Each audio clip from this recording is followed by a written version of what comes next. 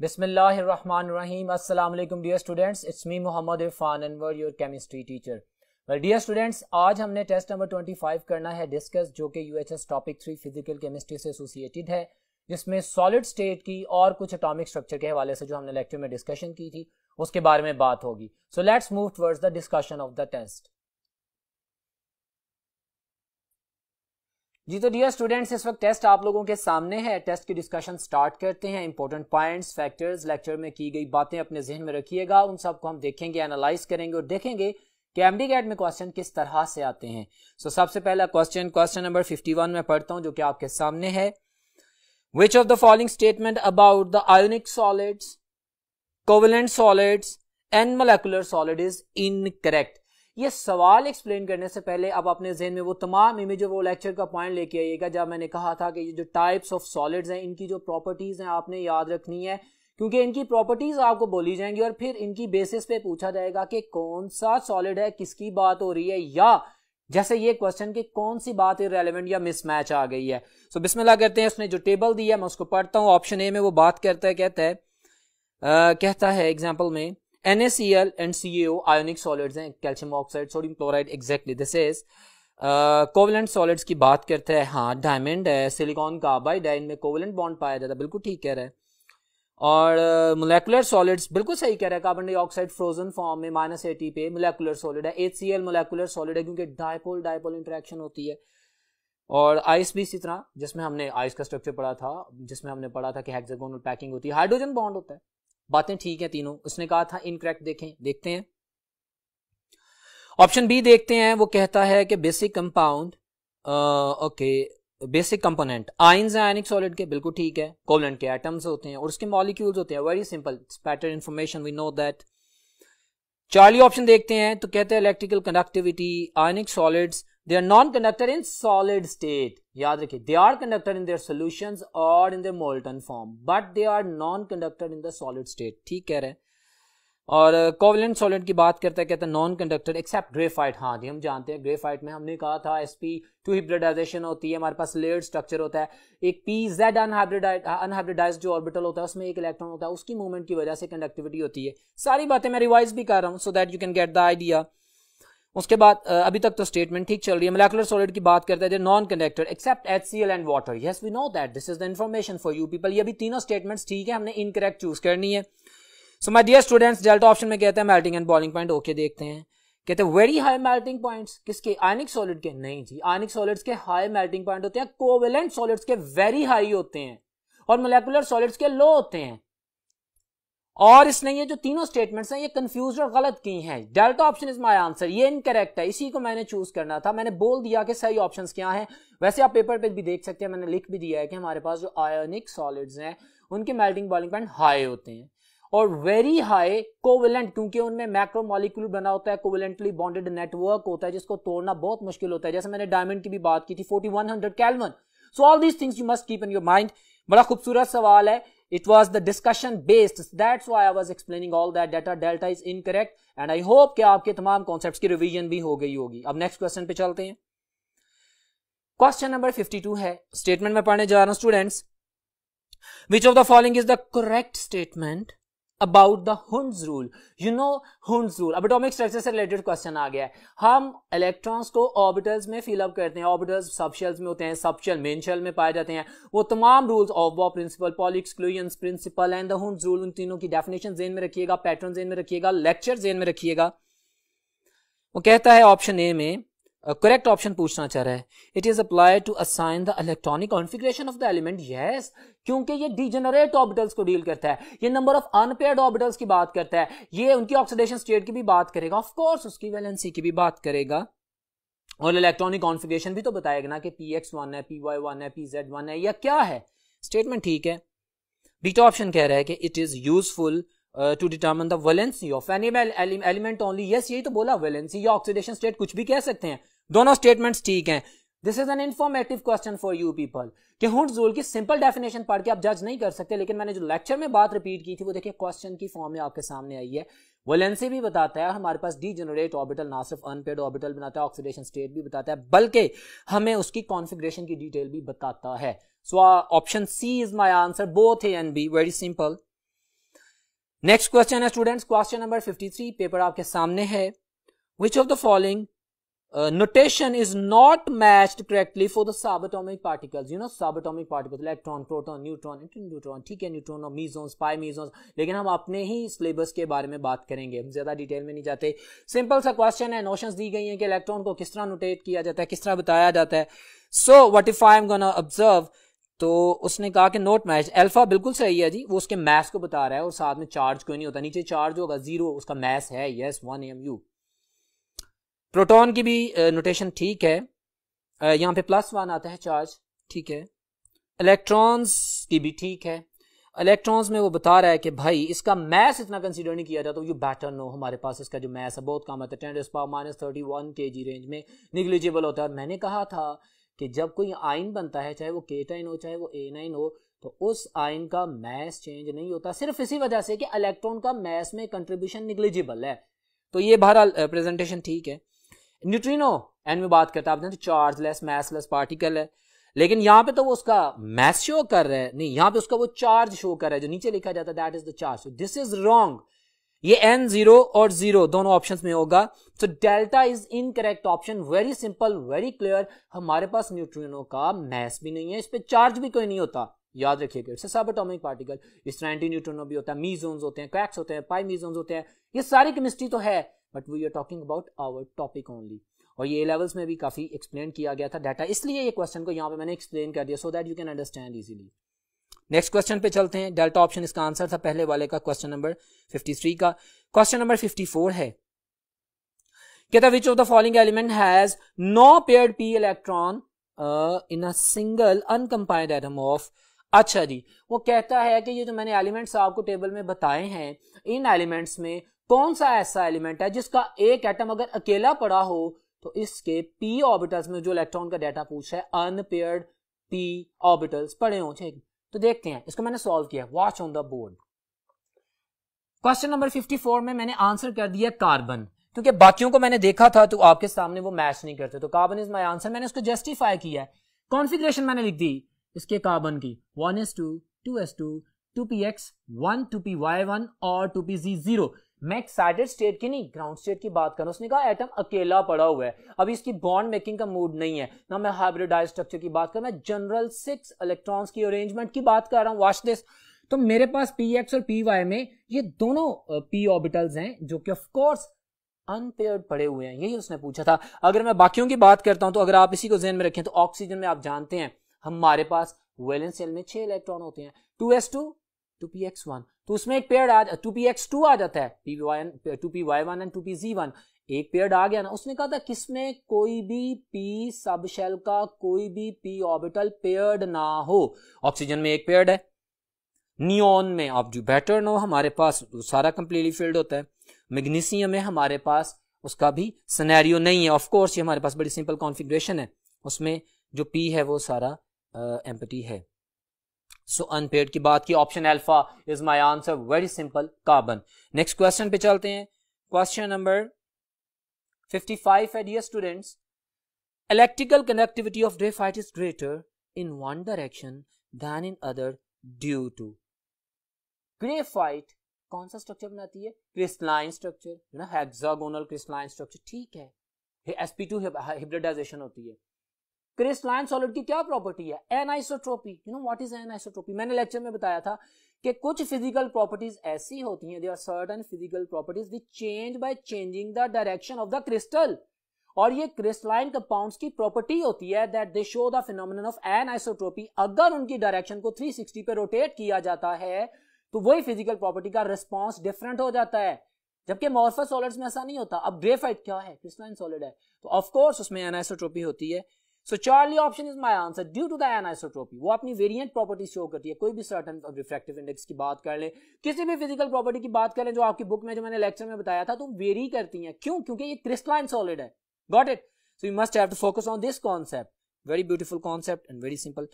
तो option C, वैसे भी ये सिंपल डेफिनेशन पूछी थी उसने कि प्रॉपर्टी वेरी कर रही है, तो यही फिनोमेनन है जो कि एनाइसोट्रोपी का है, एनाइसोट्रोपी का, जो एक्सप्लेन करता है Charlie.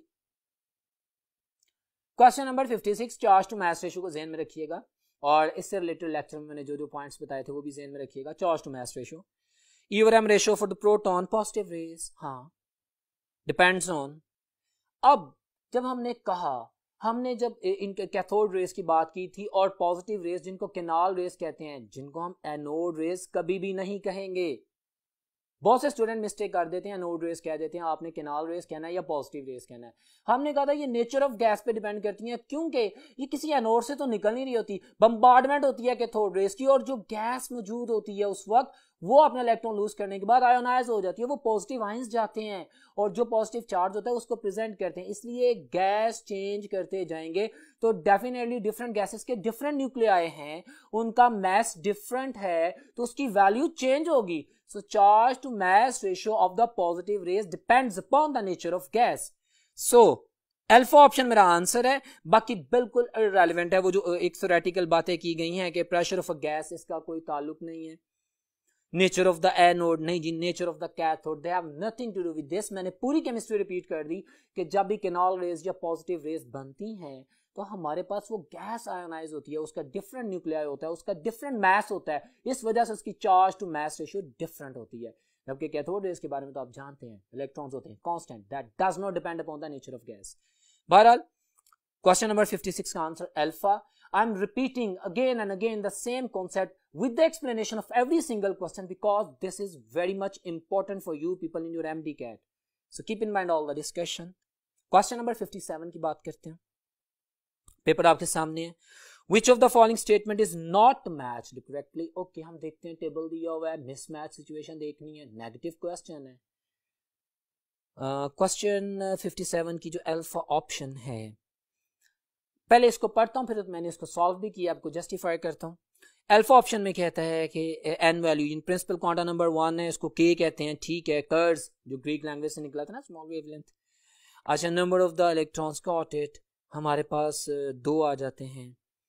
Value of L, okay, हमारे पास एन 1 है तो एल की वैल्यू 0 की, बिल्कुल ठीक लिखा हुआ है। 1 है सब शेल। नंबर 2 देखते हैं, एल आता है, के बाद एल आता है, 2 आता है, ठीक है, उसमें 8 इलेक्ट्रॉन होते हैं, बिल्कुल ठीक है। 0 and 1 azimuthal quantum number की वैल्यू 0 एंड 1 होती है, of course s and p sub shells आ जाते हैं, बिल्कुल ठीक है। नंबर 3 में के एल एम, ऑफ कोर्स बड़ी अच्छी तरतीब से चल रहा है, और 18 इलेक्ट्रॉन्स आ जाते हैं। और 0 1 2 एंड मतलब के 3 में से -1 कर दो, 0 1 2 azimuthal quantum number, very simple chemistry जो हमने पढ़ी हुई है। और उसमें भी उसने, अच्छा यहाँ पे आप एक चीज मैयर कर रहे हैं कि मैं जब प्रिंसिपल क्वांटम नंबर 3 की या 2 की बात कर रहा हूं तो सिर्फ उसके ही सब शेल्स की बात कर रहा हूं। ये खूबसूरत सवाल है, इस डिस्कशन से, इस टेबल को देख के मुझे ये अंदाजा हो गया। तो अभी तक सारी स्टेटमेंट ठीक है। अगर मैं डेल्टा ऑप्शन देखता हूं तो क्वेश्चन नंबर जो 57 है, डेल्टा ऑप्शन में 6 कह रहा है प्रिंसिपल क्वांटम नंबर, ओके, और K L M N O P Q, फिर उसके बाद नंबर 7 पे क्यू आता है, ये तो क्यू 6 को कह रहा है, गलत हो गया ना। मैं भी आपको बताता हूँ, see on the white board. Well, my dear students, this is question number 57. बिल्कुल वाज़ेह करने के लिए, एक्सप्लेन करने के लिए, क्योंकि ये बहुत सिंपल सा ट्रिकी सा क्वेश्चन है, इसमें कॉन्सेप्ट इतना कॉम्प्लिकेटेड नहीं है, लेकिन ये जो तरतीब है ये स्टूडेंट्स को कंफ्यूज करती है। फॉर दैट मैंने देखें बिल्कुल लिखा K L M N O P Q. Let's talk about the number of the shells in the principal quantum number sense. This is 1, this is 2, this is 3, 4, 5, 6। So 6, n की value 60 थी, तो वो जो alphabet बनता है उस तरतीब से कौन सा बनता है, पी, क्यू नहीं बनता। एक ये गलती आ गई। दूसरा आप देखें, इसकी सारी केमिस्ट्री एक्सप्लेन कर दी। अच्छा, हम जानते हैं जब n की वैल्यू 6 होगी तो azimuthal quantum number l की वैल्यू n-1 होती है ना, मैंने बताया था लेक्चर में, ऑफ कोर्स। तो मेरे पास +-0, +-1, +-2, +-3, +-4, +-5 तक मेरे जहन में ऑप्शंस आ सकती हैं। बट मैं जानता हूं, मैंने इसलिए दोबारा लिखा है कि भाई अभी तक मेरे पास जर्नलाइज्ड ऑर्बिटल जो कि G कहता है, वो जर्नलाइज्ड सबशेल का कॉन्सेप्ट ना ए लेवल्स में आपको दिया गया है ना आपके एफएससी की बुक में। आपके पास म्यूचुअल क्वांटम नंबर 3 तक चलता है, जिसको हम एफ सबशेल कहते हैं। आपकी इस रिवीजन के लिए मैंने ये सारा डाटा लिख दिया है, और यहाँ पे जो मैं वर्ड बोल रहा हूं कि भाई हमने नंबर 4 की बात नहीं करनी, गॉट इट, ओके। और यहाँ पे तो फिर नंबर 5 की बात भी नहीं होगी, क्योंकि हमारे पास एलिमेंट्स ही नहीं है पीरियोडिक टेबल में इतने। I hope you are getting my point, it's very simple, I am explaining. अब चूंकि मेरे पास एल की मैक्सिमम वैल्यू 3 आ सकती है, एक कॉन्सेप्ट। फिर दूसरा ये देखें मैंने लिखा है, as there is no series of the 6 f orbitals. आपने लेंथेनाइड्स और एक्टिनाइड्स पढ़ी हैं, आपने इनर शेल ट्रांजिशन एलिमेंट्स पढ़े हैं, आपके पास 14 वो जो इनर्शिया एंड ट्रांजिशन एलिमेंट्स हैं, जिनको रेयर अर्थ मेटल्स कहते हैं, जिनको लैंथेनाइड्स एक्टिनाइड्स कहते हैं, उनमें कौन सा f ऑर्बिटल आता है? 4f and 5f. Is there any 6f orbital? No, there is no possibility. So मैं f को तो निकाल देता हूं, मैं 6f का तस्वर भी नहीं करता. अब मेरे पास क्या ऑप्शंस बचती हैं 6 में? 0, 1 और 2, क्योंकि 6 के साथ तो मैं f ऑर्बिटल का केस ही खत्म कर रहा हूं, एज़िमुथल क्वांटम नंबर की बात ही नहीं कर रहा. सो मेरे पास मेन प्रिंसिपल क्वांटम नंबर 6 में जो कि p है, कौन कौन से सबशेल आ सकते हैं? Simple sir, s, p and d. s में कितने इलेक्ट्रॉन? 2. p में कितने? 6. टोटल 8 हो गए. और d में कितने? 10. Got it? तो हमारे पास टोटल पॉसिबल इलेक्ट्रॉन कितने आते हैं? 18 इलेक्ट्रॉन. सो इस सीरीज के मुताबिक अगर इस क्वेश्चन को मैं देखता हूं, जो क्वेश्चन नंबर 57 है माय डियर स्टूडेंट्स, तो डेल्टा ऑप्शन इज इनकरेक्ट. मैंने इसके एक एक पॉइंट को एलैबोरेट किया for you people so that you can understand. Got it? So very important thing, memorise कीजिएगा. आई होप कि आपने समझा होगा. नेक्स्ट क्वेश्चन पे चलते हैं. तो question number 58, electron affinity of the atom is energy released when. Okay, ये तो सिंपल डेफिनेशन की बात कर रहा है. मैं अपने लेक्चर के मुताबिक और यहाँ पे दोबारा डिस्क्राइब कर रहा हूँ, मैं इलेक्ट्रॉन अफिनिटी की डेफिनेशन बोलता हूँ, क्योंकि सिर्फ रिलीज पे स्टिक नहीं होना, रिवीजन जरूरी है. Ionization energy is always required, that is always positive, that is always endothermic. Done हो गया, हमें पता है. इलेक्ट्रॉन अफिनिटी क्या है? अमाउंट ऑफ एनर्जी रिलीज्ड और absorbed. I am talking about the first electron affinity. First electron affinity may be released, may be absorbed, it may be negative, it may be positive, it may be exothermic, it may be endothermic. When an electron is added into the valence shell of an isolated atom in the gaseous state, so electron को add करने से जो भी energy release absorb होती है, that is called as the electron affinity. तो इसने simple सा question था, narrate कर दिया मैंने. बीटा ऑप्शन है when electron is added to the gaseous state. मैंने इससे रिलेटेड एमसीक्यू बताए थे. एक तो मैंने endothermic, exothermic, first electron affinity की बात कर दी. फिर दूसरा मैंने कहा second, third and onward all electron affinities are always endothermic, they are always positive. ये याद रखना है. तीसरा, ये एक एटॉमिक प्रॉपर्टी है. Got it? फिर नंबर 4 पे इसका रिजल्ट एनाइंस होते हैं. एंड नंबर 5 इलेक्ट्रॉन अफिनिटी के यूनिट्स होते हैं किलो जूल्स पर मोल. तमाम चीजें ज़हन में रखिएगा, रिवाइज की जा रही हैं for your best results. Question number 59, which one of the following is a crystalline solid? देखते हैं. ग्लास, ये तो अमोर्फस है, अंडरकूल लिक्विड है, सुपरकूल लिक्विड है, इसमें तो हैप्पैज़ार्ड अरेंजमेंट होती है किसकी? पार्टिकल्स की. तो ग्लास तो नहीं है, that is amorphous in nature, बल्कि ये स्यूडो सॉलिड है. Plastics, definitely they are the amorphous materials. Rubber भी पॉलीमरिक मटेरियल है, क्रिस्टलाइन नहीं है 100%. तो diamond is a crystalline material जो बेटर नो. अच्छा, डायमंड की प्रॉपर्टीज आपको याद है ना, मैंने लेक्चर में बताई थी, मैंने पेपर में भी लिख दी है कि डायमंड हमारे पास क्रिस्टलाइन सॉलिड है. क्यूबिकल इसकी क्रिस्टल होती है, इसमें sp3 हिब्रिडाइजेशन होती है, इसमें स्ट्रॉन्ग कोवेलेंटली बॉन्डेड नेटवर्क होता है. डायमंड बहुत हार्ड होता है, डायमंड का melting point, boiling point very high होता है. ये सारे एमसीक्यू बोल रहा हूँ, ठीक है. ये इतना हार्ड होता है कि ड्रिलिंग के लिए काम, रॉक्स की ड्रिलिंग के लिए काम करता है. डायमंड, इसका रिफ्रैक्टिव इंडेक्स हाईएस्ट होता है, जिसकी वजह से ये नाइट में without any visible radiation glow करता है. ये मैंने बड़ी जबरदस्त एक बात अपने लेक्चर में आपको की थी, दोबारा रिवाइज कर देता हूँ. इसके अंदर लाइट ट्रैप हो जाती है, और उस ट्रैप होने के बाद जब वो इसकी वॉल से स्ट्राइक करके बाहर निकलती है, तो हाई एनर्जी फ्रिक्वेंसी से लो एनर्जी फ्रिक्वेंसी या लार्जर वेवलेंथ में चली जाती है, वो अल्ट्रा वायलेट से विजिबल में चली जाती है. इसलिए चूंकि pure darkness never exist, radiations होती हैं. Diamond has the capability to convert the ultraviolet into the visible zone, that's why हमें ये नाइट में भी ग्लो करता नजर आता है डायमंड.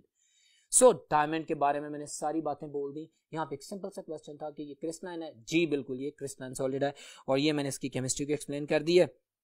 वेरी सिंपल, ये फेस सेंटर्ड क्यूबिकल ज्योमेट्री को शो करता है. नेक्स्ट क्वेश्चन पे चलते हैं, question number 60. My students, electronic configuration of the bromine element is, मैंने कहा था ना आपने हाइड्रोजन से लेके ये जो सेकंड और थर्ड पीरियड के एंड तक जो आपने पढ़ना ना, मतलब हीलियम, नियोन, आर्गोन तक, बल्कि क्रिप्टॉन तक आपने इसको मेमोराइज कर लेना. क्या फर्क पड़ता है? आपको मैट्रॉन याद है, मैंने लेक्चर में बताया था, आपको एटॉमिक नंबर्स याद होने चाहिए.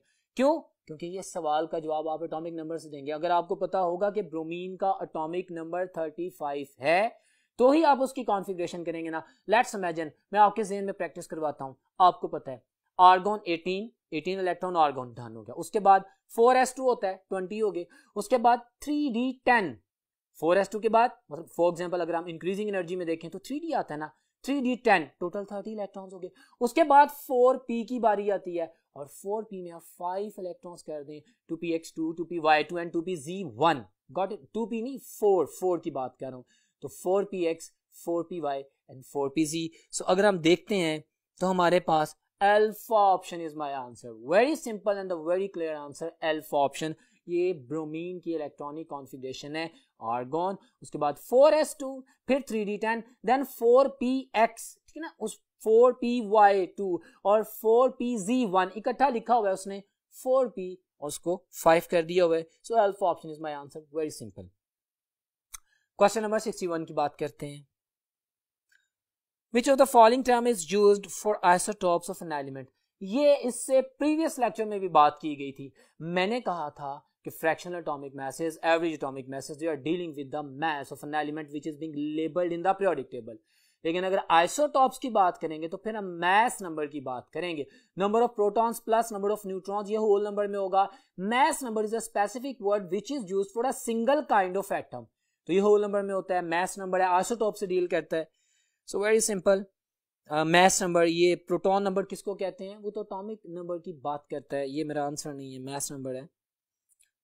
तो बिल्कुल ठीक है, alpha option is my answer. Question number 61 repetition of the idea. Next question पे चलते हैं। Question number 62 students. There are two types of neutrons. Okay, fast neutron 1.2 million electron volt speed होती है and the slow neutron 1 electron volt उसकी speed होती है। Repeat कर रहा हूं। With respect to the energy, yes, I have explained that.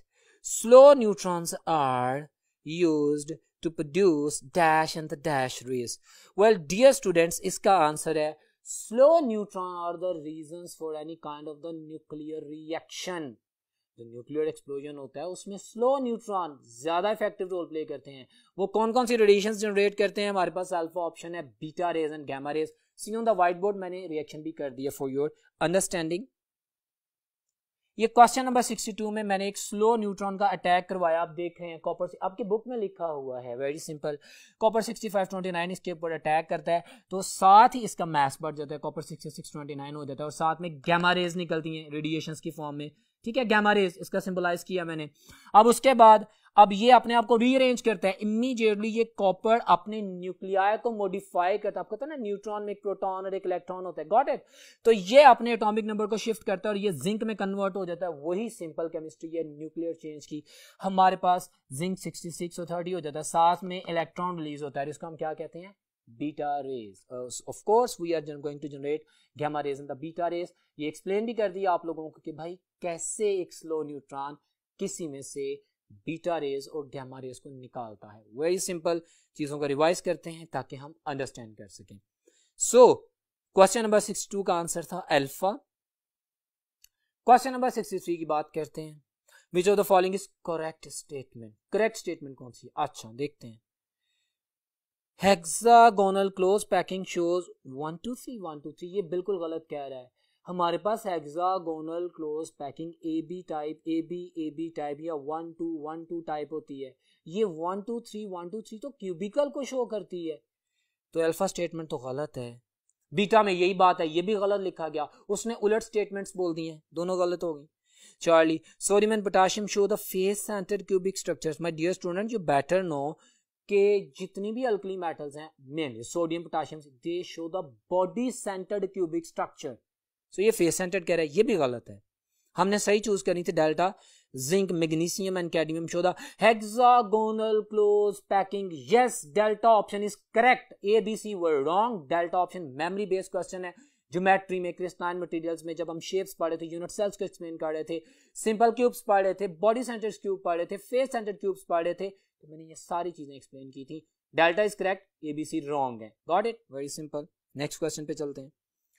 Question number 64।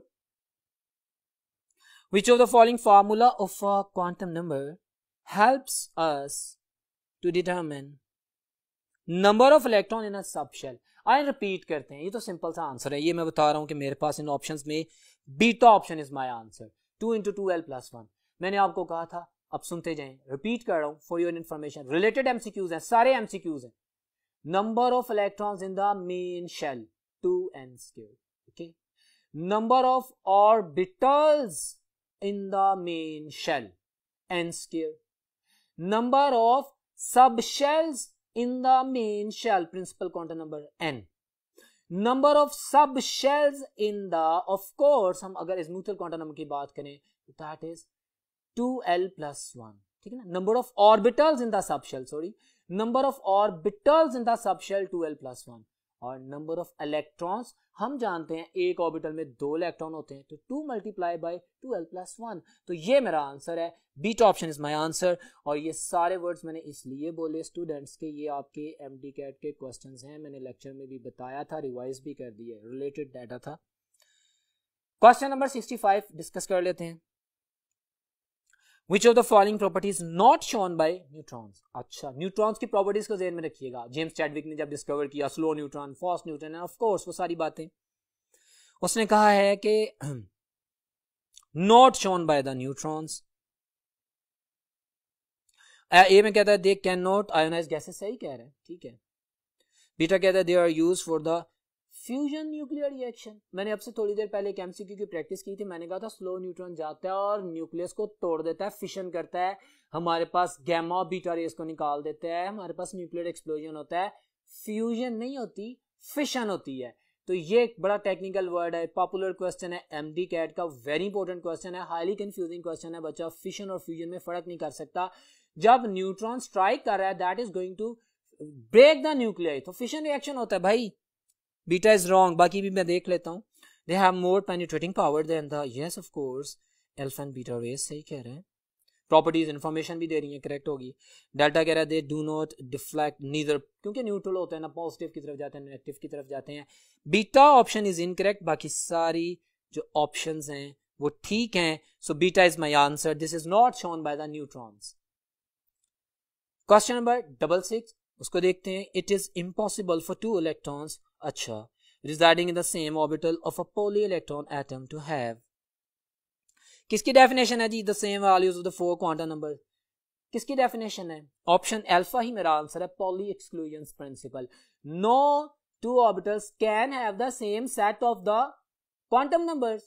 हमारे पास अगर स्पिन क्वांटम नंबर की बात आएगी, मान लेते हैं प्रिंसिपल क्वांटम नंबर ठीक होगा, ये भी मान लेते हैं कि उनका सबशेल न्यूट्रल क्वांटम नंबर भी वही होगा, ये भी पॉसिबल कर लेते हैं कि उनका मैग्नेटिक क्वांटम नंबर भी सेम हो सकता है. मैंने मिसालें दी थी लेक्चर में.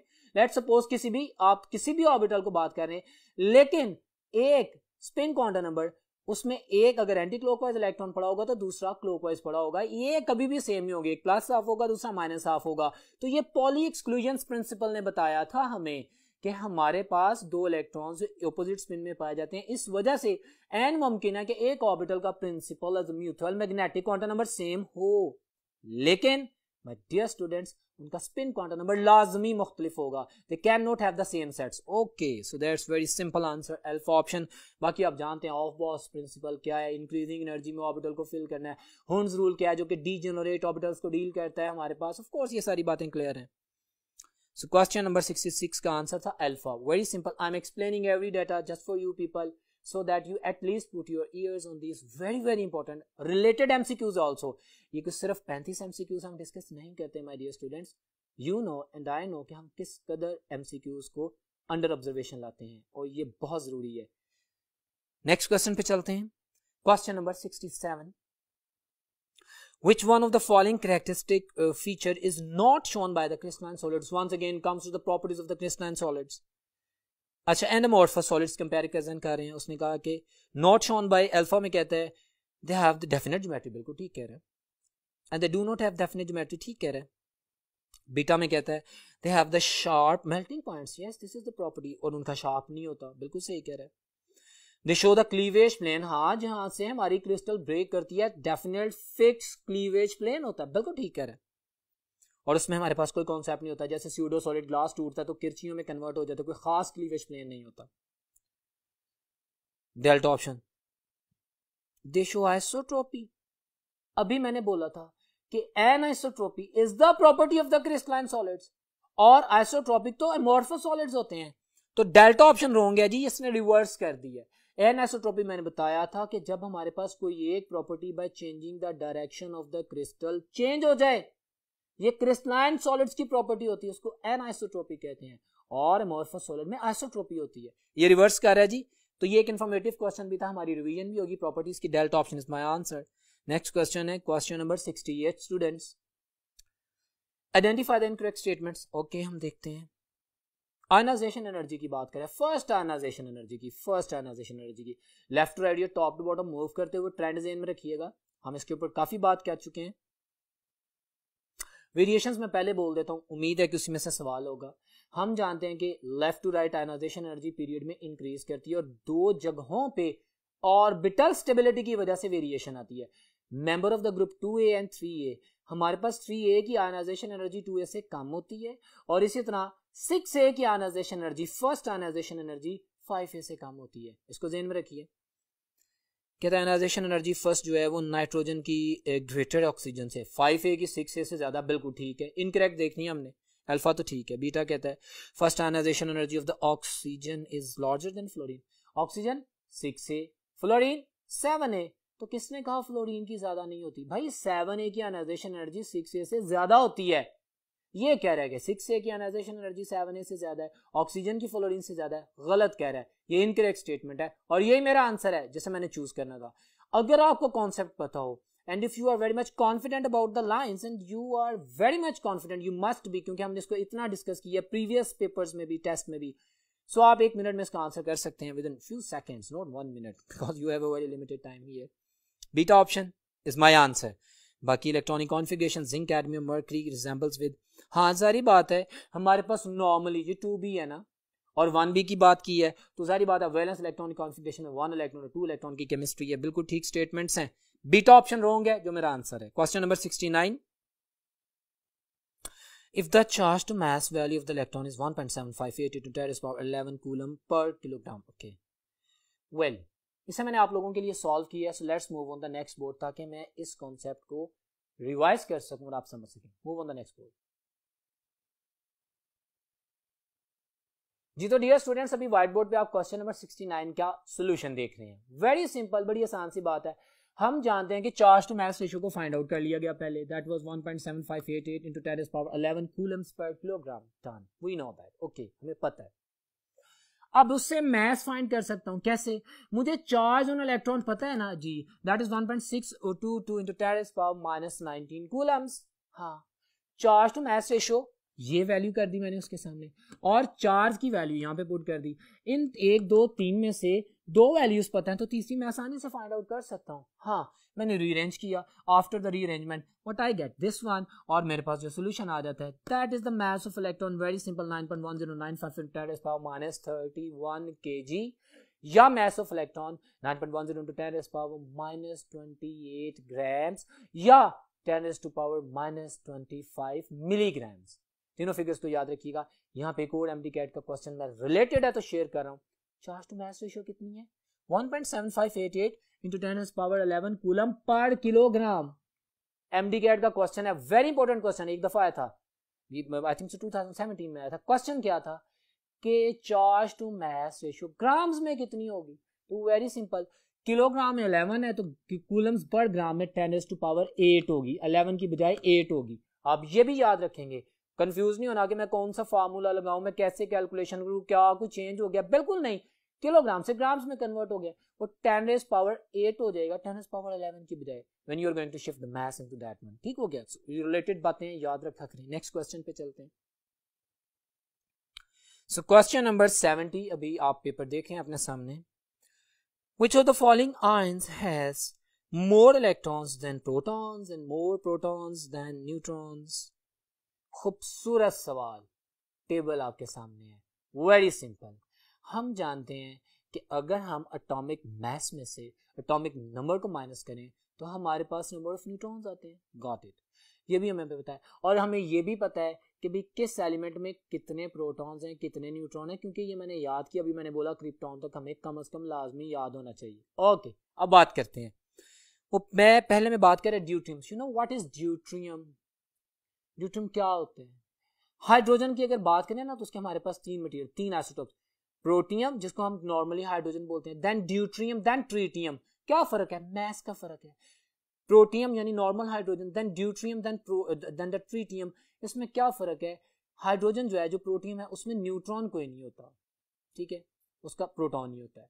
ड्यूट्रियम में प्रोटॉन तो एक ही होता है, डेफिनेटली आइसोटोप्स है ना, लेकिन न्यूट्रॉन एक आ जाता है, जिसका मास डबल हो जाता है। और ट्रीटियम में 2 न्यूट्रॉन आ जाते हैं। अब ये डी को जस्टिफाई कर रहा हूं मैं आप लोगों को समझाने के लिए। अब आपको पता लग गया कि ड्यूट्रियम एक वो एटम है, वो चीज है जिसमें एक प्रोटॉन और एक न्यूट्रॉन है।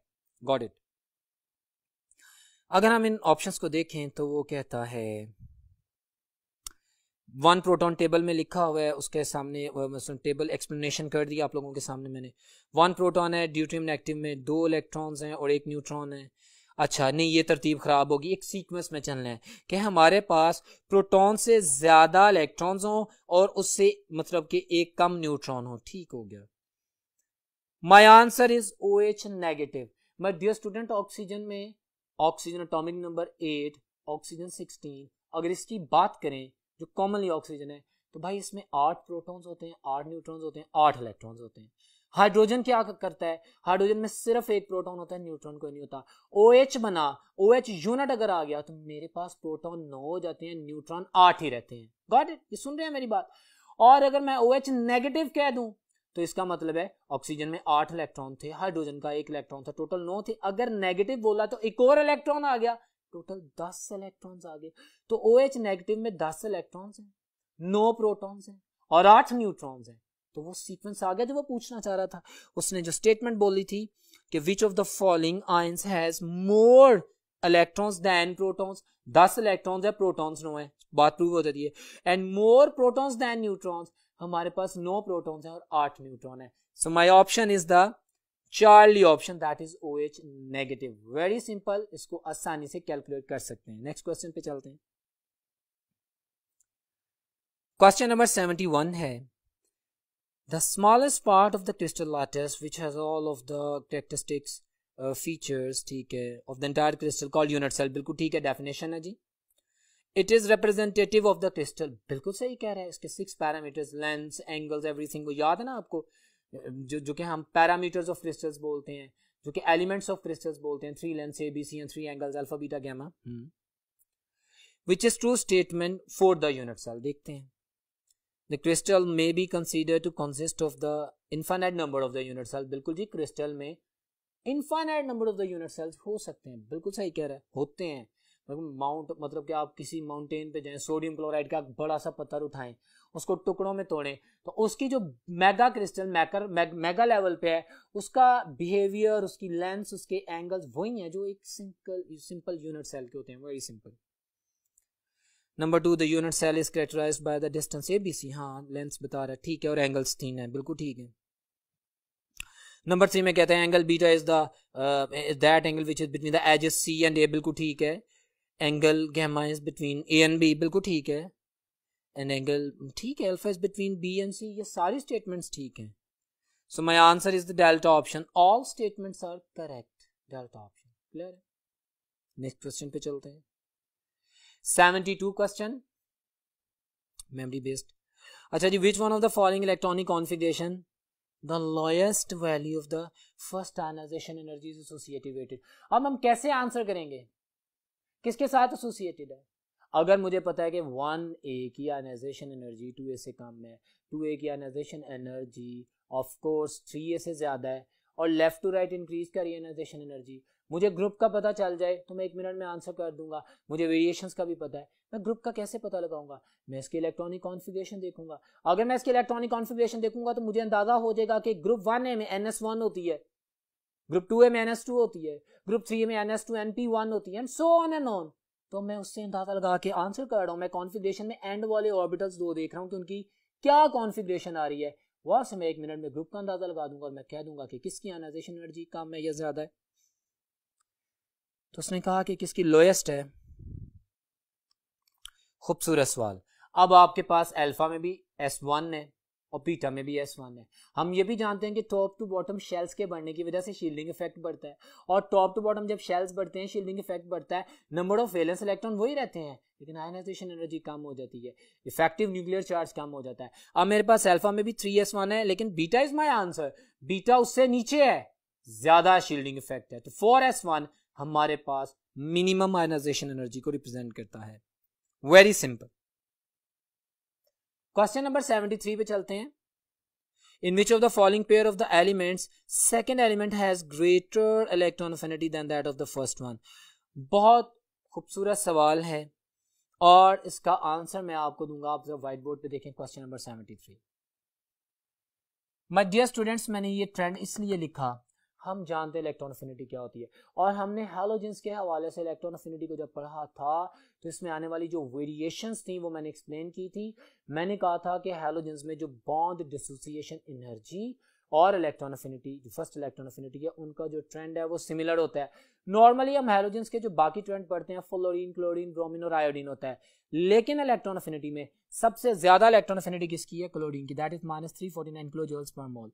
उसके बाद ब्रोमीन -325 किलोजूल्स पर मोल, उसके बाद फ्लोरीन -322 किलोजूल्स पर मोल। और मैंने रीजन भी बताई थी, मैंने बताया था very small size of the fluorine and greater repulsion of the electron between the two atoms, जिसकी वजह से इसका एबनॉर्मल या पिक्यूलर बिहेवियर शो होता है। याद है ना ये बातें?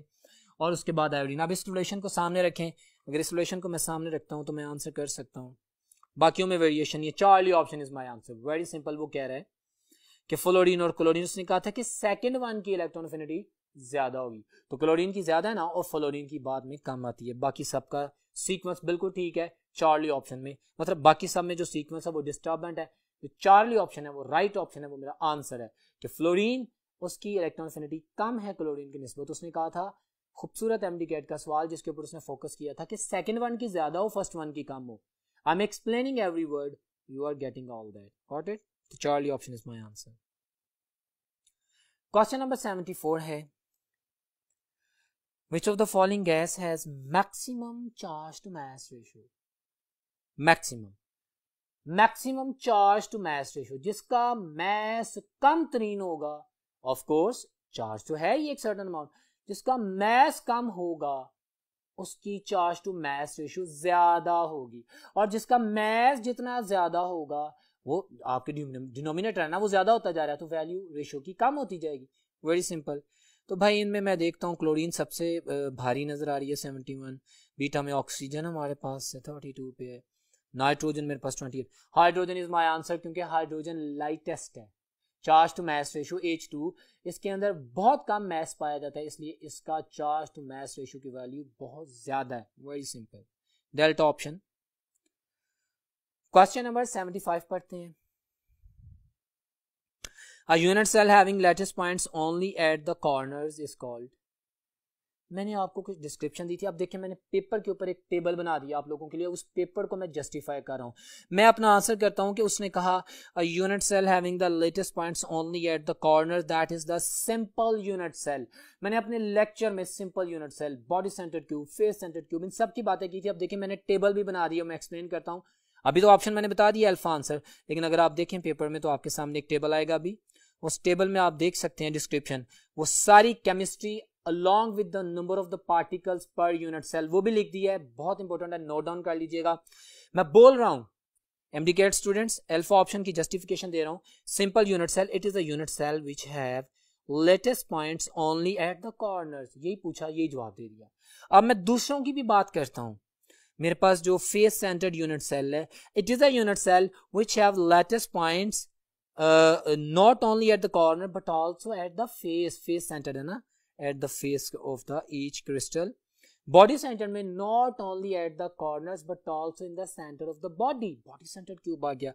और फिर मेरे पास end centered, इसमें क्या होता है, not only on the corners but two ends जो कि आपस में मैच कर रहे हैं पार्टनर क्रिस्टल्स के साथ, वहां पे भी यूनिट सेल्स का एक यूनिट पाया जाता है, मतलब एक एलिमेंट पॉइंट जो है वो पाया जाता है। तो ये body centred, face centred, simple cube और एंड सेंटर्ड क्यूब, इन सब की जो डिस्क्रिप्शन है सिर्फ आप लोगों के लिए टेबल में मैंने फोकस किया, एक्सप्लेन किया, क्योंकि कुछ भी पूछ ले वो विल आंसर इंशाल्लाह। नेक्स्ट क्वेश्चन है क्वेश्चन नंबर 76, कहता है the nature of the cathode rays in the discharge tube. Okay, memory based question देखते हैं. Depends upon the nature of the gas use in the. नहीं, cathode rays nature of gas पे depend नहीं करती. Electrons होते हैं ना, वो तो सबके सेम होते हैं. गलत कह रहा है. बीटा कहता है is independent of the nature of the gas use in the discharge tube. ये सही कह रहा है. That do not depend upon the nature of the gas. जो मर्जी गैस यूज कर लें, कैथोड रेज में तो इलेक्ट्रॉन्स फ्लो कर रहे हैं, दैट्स व्हाई वो मेरे पास उस पर डिपेंड नहीं करती. सो beta option is my answer. बाकी मैं देख लेता, depends upon the nature of the cathode used in the discharge tube. नहीं, इस पे बात नहीं करते भाई. जब इलेक्ट्रॉन्स की बात हो रही है, इलेक्ट्रॉन्स तो हर एक में सेम होते हैं. So beta option is my answer. बाकी कोई भी ऑप्शन ठीक नहीं है. Beta option is my answer. Question number 77 की बात करते हैं. Consider the following nuclear reaction. Okay जी, ये न्यूक्लियर रिएक्शन मैंने व्हाइट बोर्ड पे आप लोगों के लिए कर दी. हम कंसीडर करते हैं, पहले देख लेते हैं, स्टेटमेंट पढ़ते हैं. विच of the following particle is produced from the above nuclear reaction. आपको मैंने कहा था कि इन रिएक्शंस को लाजमी याद कीजिएगा. और देखें, पूछा जा रहा है, मैं आपको रिवाइज करवाने के लिए लिख रहा हूँ. देखें, this is question number 77. Alpha particles beryllium पे बम्बार्ड करते हैं, आपके पास ये कार्बन 6 में कन्वर्ट हो जाता है, और साथ में क्या निकल रहा है? न्यूट्रॉन. जो जेम्स चैडविक का एक्सपेरिमेंट था प्रोडक्शन ऑफ न्यूट्रॉन्स का, वो यही तो था. और यहाँ पे फिर उसने स्लो न्यूट्रॉन्स जो कि 1 इलेक्ट्रॉन वोल्ट स्पीड वाले हैं, और फास्ट इलेक्ट्रॉन जिनके 1.2 मिलियन इलेक्ट्रॉन वोल्ट्स या मेगा इलेक्ट्रॉन वोल्ट्स आते हैं, वो भी आइडेंटिफाई किए थे. तो न्यूट्रॉन्स की प्रोडक्शन के अंदर जो रिएक्शन लिखा है उसने पूछ लिया. It's very simple, it's in front of you, you can go for that. तो alpha option is my answer. Very simple. Next question है dear students, question number 78. The color of the fluorescence process in the gas discharge tube depends on the. हमने कहा था cathode rays जब glass पे गिरती हैं तो क्या कलर देती हैं? ग्रीन देती हैं. जब एल्यूमिना पे गिरती हैं तो रेड देती हैं. जब टिन पे गिरती हैं तो कौन सा कलर देती हैं? येलो कलर देती हैं. यस, तो किस पे डिपेंड कर रहा है? मटेरियल ऑफ द ट्यूब पे. वही कैथोड रेज है ना, वो जब फ्लोरेसेंस जनरेट करेंगे उसका कलर क्या होगा, वो स्ट्राइकिंग मटेरियल डिसाइड करेगा. इस चीज को ध्यान में रखते हैं, बात करते हैं. Alpha option is my answer.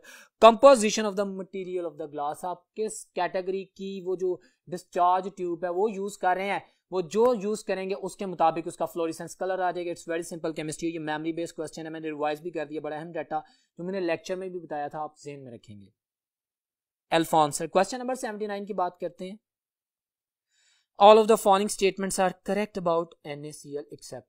ये बहुत खूबसूरत सवाल है माय डियर स्टूडेंट्स. ये जो क्वेश्चन नंबर 79 है, ये एमडी कैट में 2-3 दफा पूछा गया है, और ये हाईली कंफ्यूजिंग क्वेश्चन है. ये वो क्वेश्चन है, मैं क्रिस्टल्स बोल रहा था लेक्चर में, मैंने उस वक्त भी एक्सप्लेन किया था. This is very very very important question. और ये स्टेटमेंट पढ़ता हूं आप लोगों के सामने. उसने कहा कि all of the following statements are correct about NaCl except. कौन सी स्टेटमेंट है जो गलत है? Got it. अब देखते हैं. पहले स्टेटमेंट उसने दे दी है, कहता है independent molecules of NaCl. Student यहीं पे कंफ्यूज हो जाता है, कहते यार ये तो गलत है, मॉलिक्यूल ऑफ NaCl. ना जी, NaCl तो आयनिक कंपाउंड है, ये तो एक एम्पिरिकल फार्मूला है. बट डियर स्टूडेंट्स, लेक्चर में मैंने बताया था कि NaCl ठीक है क्रिस्टल है, Na6Cl6 वो क्रिस्टल है, फेस सेंटर्ड क्यूब है, सारी बातें मुझे पता है. वेपोराइज करते हैं, जब हम उसको वेपोराइज करते हैं तो NaCl सिंगल यूनिट अकेला किस फॉर्म में? गैशियस फॉर्म में एग्जिस्ट करता है. Na positive ion, Cl negative ion, ये दोनों एक मॉलिक्यूल की शक्ल में वेपर फॉर्म में एग्जिस्ट करते हैं. मैं बार बार बोल रहा हूं, ये जो इसने लाइन बोली है of NaCl do not exist in the vapour phase, ये गलत स्टेटमेंट है. They do exist in the vapour phase as NaCl. Clear हो गया? यही मेरा आंसर था जो उसने कहा था कि मुझे बताएं कि जो गलत स्टेटमेंट है, और इसको जस्टिफाई करने के लिए अब देखिए मैंने कितना इसके ऊपर एम्फसाइज किया है. एंड इंशाल्लाह you will not mark any kind of the mistake about this statement. NaCl एक आयनिक कंपाउंड है, क्रिस्टल लैटिस है, ये वेपर फेज में मोलेकुलर NaCl की फॉर्म में एग्जिस्ट करता है. करेक्ट? तो अल्फा ऑप्शन वो कह रहा है नहीं, ये मेरा आंसर है. बाकी सारी स्टेटमेंट्स ठीक हैं. Every sodium ion is surrounded by chloride 6 chloride ion and vice versa, हमें पता है. Number of the formula unit of NaCl per unit cell is 4. एक क्रिस्टल में कितने हमारे पास Na पॉजिटिव आयन या कितने अमाउंट में Cl होते हैं? देयर 4 कैलकुलेट कर चुके हैं. 8 मल्टीप्लाइड बाय 1/8 मैंने लेक्चर में बताया था. And you are going to get the data all. इस तरह हमारे पास वो कहता है the solid NaCl exist in the crystal lattice form. बिल्कुल सही कह रहा है. अल्फा इज रॉन्ग, इसके बारे में बात कर चुका हूं. नेक्स्ट क्वेश्चन है क्वेश्चन नंबर 80.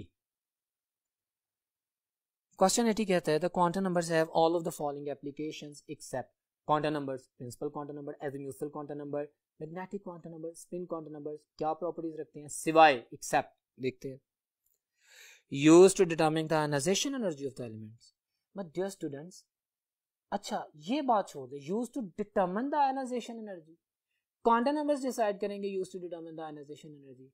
वो तो हमारे पास इलेक्ट्रॉनिक कॉन्फ़िगरेशन ऑर्बिटल फिलिंग बता रही है, क्वांटम नंबर्स तो नहीं बता रहे कि आयनाइजेशन, ये गलत है। आयनाइजेशन एनर्जी को डिटरमिन नहीं वो करते, ठीक है। आयनाइजेशन एनर्जी तो हमारे पास वैलेंस शेल इलेक्ट्रॉन पे जो ऑर्बिटल्स की फीलिंग है उसके ऊपर चलती है, गॉट इट।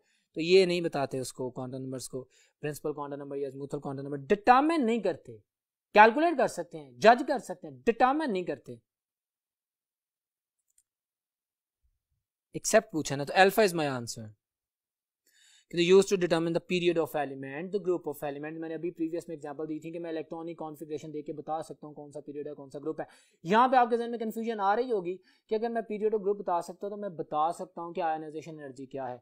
अब ये ट्रेंड तो बता सकते हैं कम या ज्यादा, लेकिन क्या आप पॉइंट्स में बता सकते हैं कि इतने 1000 इतने 100 टाइप ऑफ किलो जूल्स है? नहीं बता सकते। आप ट्रेंड बता सकते हैं, पीरियड्स ऑफ ग्रुप की कॉन्फ़िगरेशन बता सकते हैं, लेकिन वैल्यू, मैग्नीट्यूड, अमाउंट नहीं बता सकते। So alpha is my answer.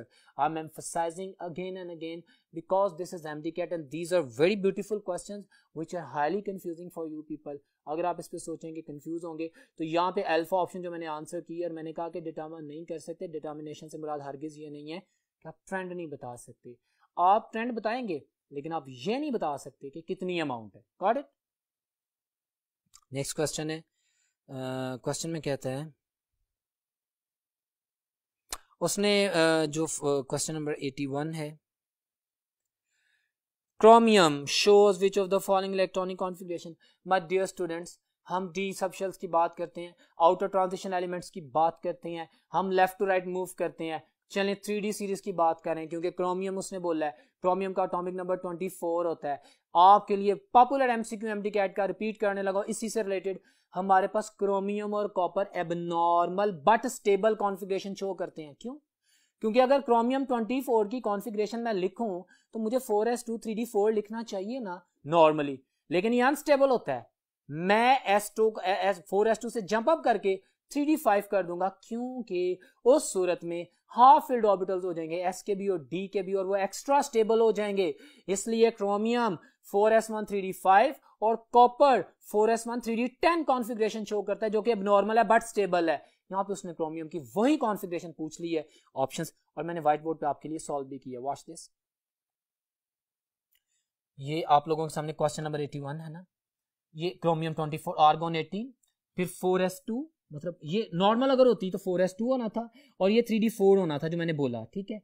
लेकिन ये 4s2 से एक इलेक्ट्रॉन जंप करके यहाँ पे आ जाता है और मेरे पास ये कॉन्फ़िगरेशन होती है क्रोमियम की, जो नॉर्मली 3d5 4s1 होती नहीं है। नॉर्मली से 4s2 3d4 होना चाहिए था, बट दैट इज अनस्टेबल, और वो फौरी तौर पे अपनी स्टेबिलिटी को गेन करते हैं, सारे हाफ फील्ड हो जाते हैं। 3d5 एंड 4s1 कॉन्फ़िगरेशन हमारे पास आती है। पेनल्टीमेट ऑर्बिटल की स्टेबिलिटी का कॉन्सेप्ट है, ये ए लेवल्स में वर्ड यूज किया गया, पेनल्टीमेट यानी सेकंड लास्ट, उसकी ऑर्बिटल की स्टेबिलिटी की वजह से इनकी कॉन्फ़िगरेशन डिस्टर्ब होती है। Got it. सो बाकी सिंपल स्टूडेंट्स, ये एफएससी में भी बहुत क्लियर आंसर्स हैं। So beta option is my answer. Next question पे चलते हैं। क्वेश्चन नंबर 82 है, which of the following atomic orbital has the maximum penetration. भाई मैक्सिमम पेनिट्रेशन से क्या मुराद है, मैंने लेक्चर में बताया था जब मैं सबशेल्स की बात कर रहा था, एसपीडीएफ की बात कर रहा था। किसकी एनर्जी सबसे कम है? एस सबशेल की, उससे ज्यादा पी, एंड देन उससे ज्यादा एनर्जी डी की, और सबसे ज्यादा एफ की, ठीक है। जो सबसे कम एनर्जी रखेगा वो न्यूक्लियस के पास होगा ना, उसकी पेनिट्रेशन ज्यादा होगी ना, तो मैक्सिमम पेनिट्रेशन किसकी है? एस सबशेल की।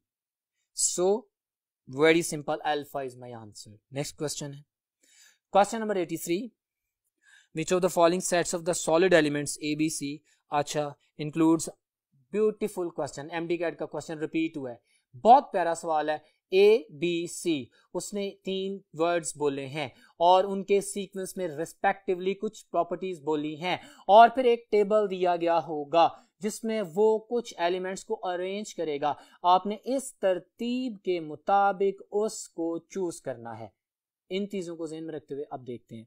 ABC includes a giant metallic structure A. उसके बाद बात करता है B की, कहता है a macromolecular structure B की प्रॉपर्टी ये होगी and a simple molecular structure. ठीक है, अब मुझे पता लग गया कि जाइंट मतलब कि कोवलेंटली बॉन्डेड स्ट्रक्चर देख रहा है, मेटालिक स्ट्रक्चर देख रहा है, सो जाइंट मेटालिक स्ट्रक्चर होना चाहिए, फिर मैक्रोमोलिकुलर स्ट्रक्चर होना चाहिए और फिर सिंपल मॉलिक्यूल. ऑप्शंस दे रहा है तो मेरे पास best option is my Charlie answer. My dear student, Charlie में एल्यूमिनियम. अगर मैं एल्यूमिनियम की बात करूं तो ये एक metallic structure, giant metallic structure है. तरतीब को फॉलो करना है. अगर मैं सिलिकॉन की बात करूं तो ये मैक्रोमोलिकुलर कोवेलेंटली बॉन्डेड नेटवर्क है, गॉट इट, सिलिकॉन. और अगर मैं सल्फर की बात करूं तो ये सिंपल एक मॉलिक्यूल है, एस स्टेट की फॉर्म में पाया जाता है, कैटिनेटेड स्ट्रक्चर है, S state, got it. So Charlie option is my answer. Simple, आपने प्रॉपर्टीज को मैच करना था. Very simple and very good answer and very good question, Charlie. Question number 84 है.